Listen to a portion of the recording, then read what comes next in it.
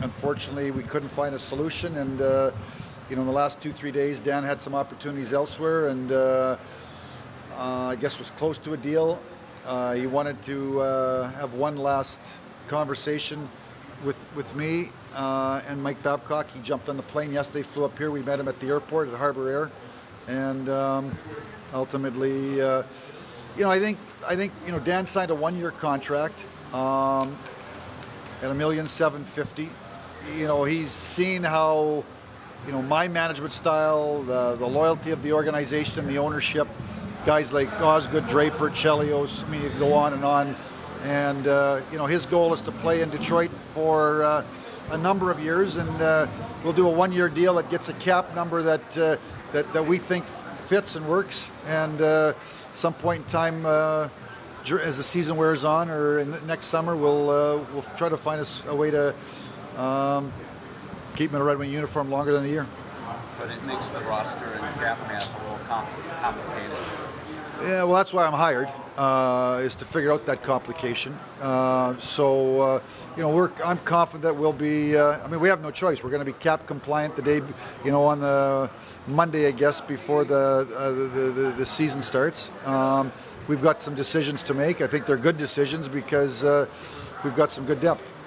When do you expect Clear to be out on the ice? Tomorrow. I think he might be here at 1 o'clock or something in landing. So he's traveling up today.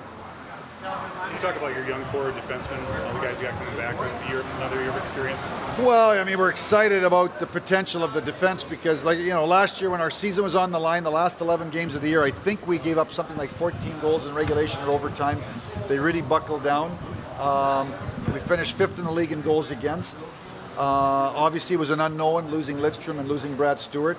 And, Kindle made tremendous progress. We signed him to a 4-year deal. Brendan Smith was hurt early. We love his competitiveness, and we think he's going to be a real good player. We signed him to a 2-year deal. Brian Lashoff is a young player. Danny DeKeyser, they helped Grand Rapids win an American League championship. Obviously Erickson and Cronwall and Quincy bring experience, and we like the makeup of our defense. And obviously, Croner's in his 30, everybody else is in their 20s. So we're hoping it's a defense that can continue to evolve and get better and better.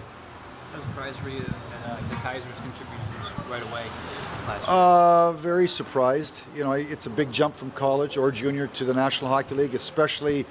We were in, playoff games or, down the stretch. The games were big, and any mistake was critical, and he played real solid.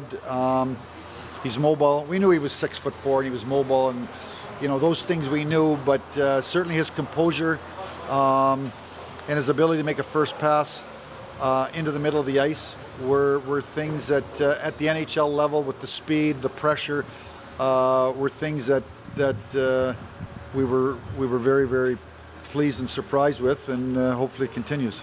How do you think things change for you now that you're in the East? I think it's going to be exciting for the fans. To play 4 Torontos, 4 Montreals, 4 Bostons, 3 Rangers, Pittsburghs, Washingtons. I think it's I think hockey teams are hockey teams. It's the NHL. There's lots of good players. There's lots of good teams. The West was a real tough conference. It was hard to make the playoffs. I got to believe the East is the same. It's a good conference, and it's hard to make the playoffs. Can you talk to us about the quote-unquote third line and the Grand Rapids Griffins that have come up in Anderson, Nyquist, and Tatter, and them having the confidence from a great playoff run? Well, they, I thought the depth of our, I talked yesterday at the meeting. I thought that the will and the determination and the leadership of our leadership group, and I look at Pav and Z and Croner and Jimmy Howard, really, and then the depth of our organization. The play of Tatar and Anderson and Nyquist. Lashoff did a great job for 25 games. The addition of Danny DeKeyser really allowed us to hang in the race, and be able to make some noise when we got into the playoffs, and they obviously did a good job for us in the playoffs. Then they went back and helped Grand Rapids win a championship. This week we won the American League Championship in Grand Rapids, Calder Cup, with a lot of kids playing an important part. This week we won this Traverse City prospect tournament.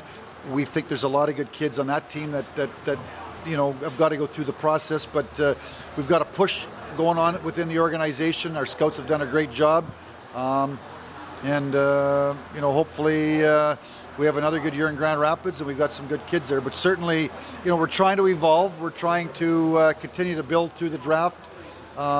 We want our players to spend some time in the American Hockey League, and Jimmy Howard's. I talked yesterday. Jimmy Howard spent 4 years in the American League, and Kyle Quincy 3, and Yuri Hudler 3, and Val Filppula a year or 2, and Nick Cronwell was down there. It's the greatest development league in the world, and we think that there's, the De Keizers, obviously he hasn't spent time in the American League, but Tatar, Nyquist, Anderson, Lashov, they've paid their dues, and they're looking to make the National Hockey League. And there's guys like Riley Sheehan, Landon Ferraro, Thomas Jerko, and then a bunch of these other kids are going to go in the American League this year. So, we'll hopefully we can keep it going.